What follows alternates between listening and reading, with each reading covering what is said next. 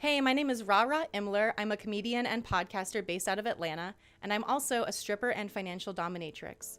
You can find me at patreon.com/hotgirlagenda.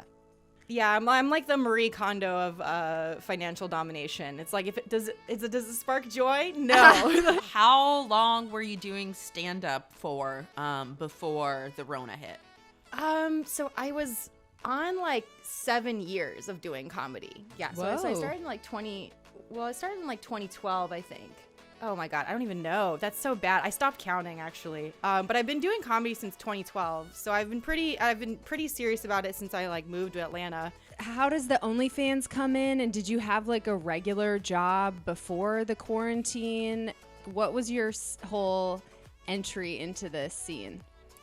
So I was already a stripper before quarantine. So I've been stripping since 2018. I actually started selling nudes on the internet in like the summer of 2018.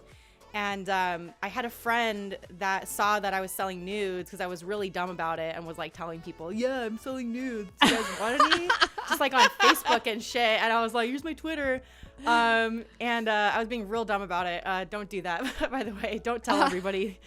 It's really difficult because sometimes the things I like do not translate into sales very well, but I'm just like, I'm doing it to make myself happy really, because this is the kind of industry where you have to find, the niche that you fit in or the niches that you fit in and feel comfortable with, because that's how you have like any kind of longevity. You have to just do the things you like to do and not do the things you don't like to do if you plan on being in online sex work for any amount of time. Yeah, you just have to kind of find where you're comfortable, I guess. So give us an example of like the thing that's for you that you love, and then what's an example of the thing that like drives the cash?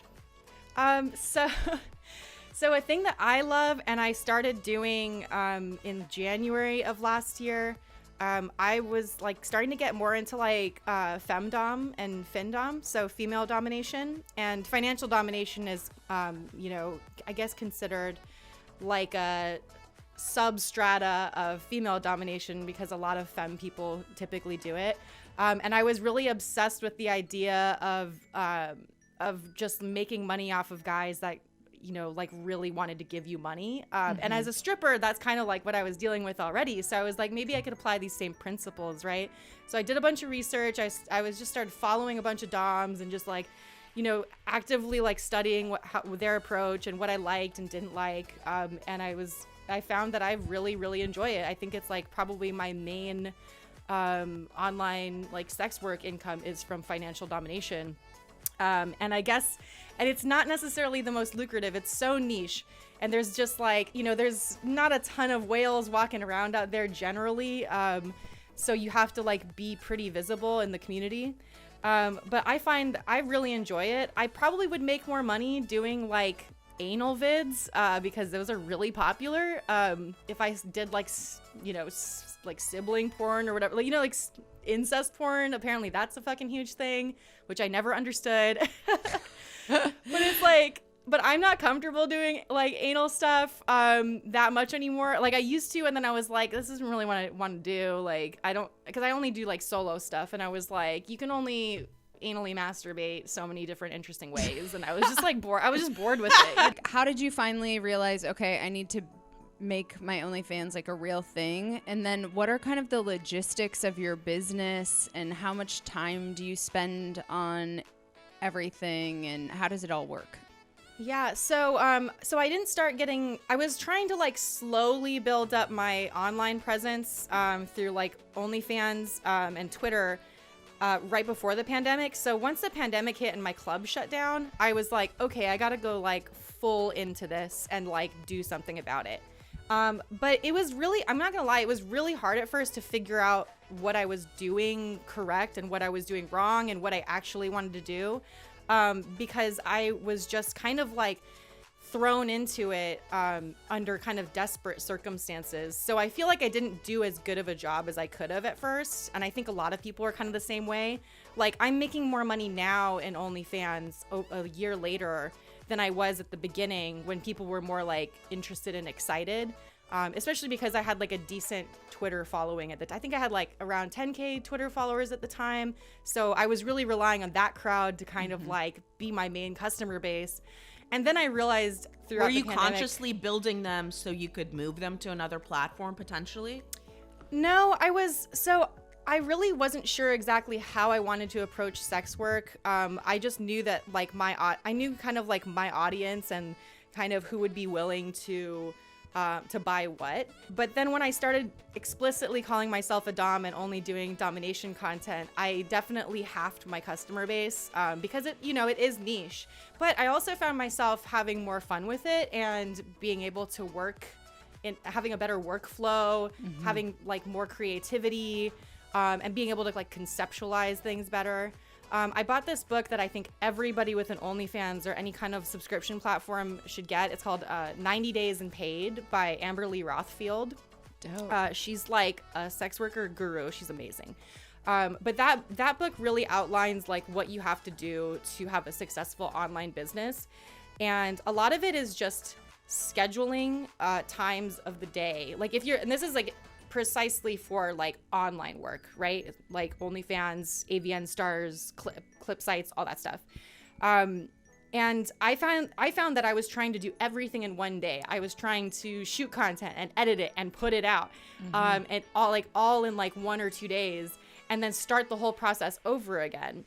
And it was exhausting, and I was doing it all wrong, and I nearly burnt myself out doing it. And so what she has you do in the book is like a workshop thing where she's like, all right, what are your core your niche areas that you want to focus on, so you're not all over the place, so that you have like a laser focus. And then like what days of the week, like how many hours a week do you want to focus on it, and what days are for shooting, what days are for editing, what days are for scheduling. And so once I started thinking about it like that, I had like a much more manageable schedule, and I was much happier.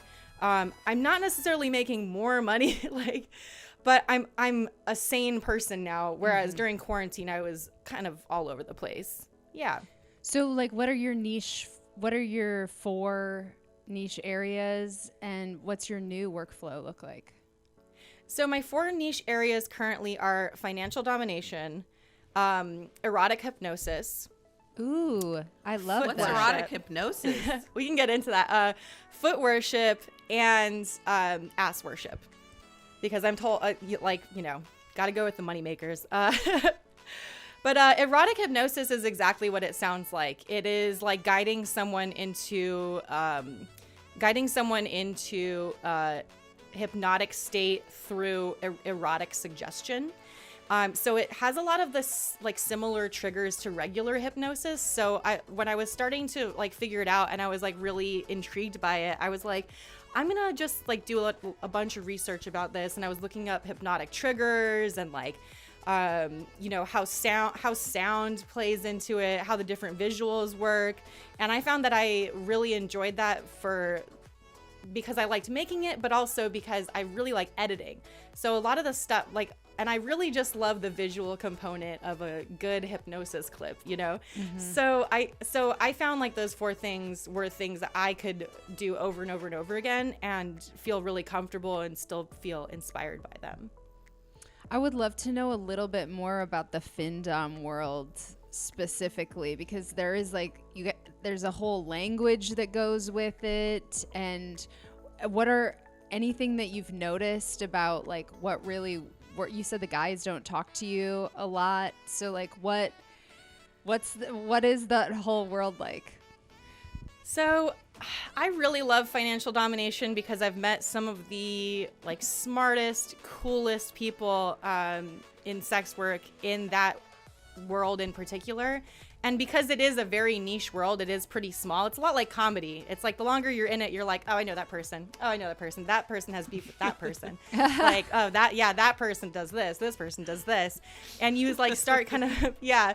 So it's funny because like I'm definitely not known at all because I've only been doing it for a little bit over a year.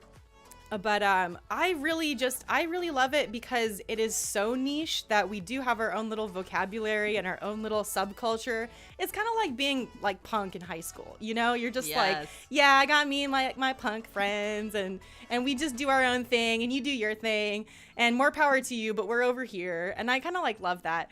But I really like the aspect of it as kind of like a reclamation of power, because in my mind, you know, it kind of just affirmed what I had a suspicion of all along, is that men should pay me for being pretty. So I really, truly believe that in my heart. I was really pretty swerfy, honestly, when I was younger. Despite, like, really loving the strip club and really liking strippers, I was really whorephobic when I was younger, up until, like, pretty recently. Up until probably, like, maybe the year that I started doing sex work, I was very much like, oh, I won't get paid for nudes. Like, I would never do that. And it was just like a stupid attitude to have. And it was very harmful and shitty. And I really regret how how I thought about it for all those years. But once I got into it, I definitely changed my attitude very, very quickly and evolved very, very quickly, because it is a very radicalizing thing to do. And, you know, it's so much more fulfilling to have a community around you, and you cannot do that if you're a whorephobic OnlyFans girl. Even at that time, I was very like, oh, I'm selling nudes, but I'm not a prostitute. And it was just like a stupid attitude to have, right? Because it's like in society's view, they'll treat you the same no matter what you fucking do. I mean, you know, we see that all the time in like gossip rags and shit like that, is even if a girl's nudes get leaked and she's not even selling them, she's called a whore. So it's like, to separate yourself from other, you know, women like that, it just doesn't make any sense. And I realized that very quickly when I got into stripping as well, because there is kind of like a hierarchy in stripping between, you know, the extras girls who, you know, provide extra something in the club, and then the girls who don't. You know, there was like a dichotomy there. And I found myself sympathizing more with the extras girls, because I could relate to doing that stuff, you know, because it is technically a safer environment to do that in the club than it would be to, you know, grab a hotel room or whatever. And so I was like, I should not be judging these girls for doing whatever the fuck they want to do.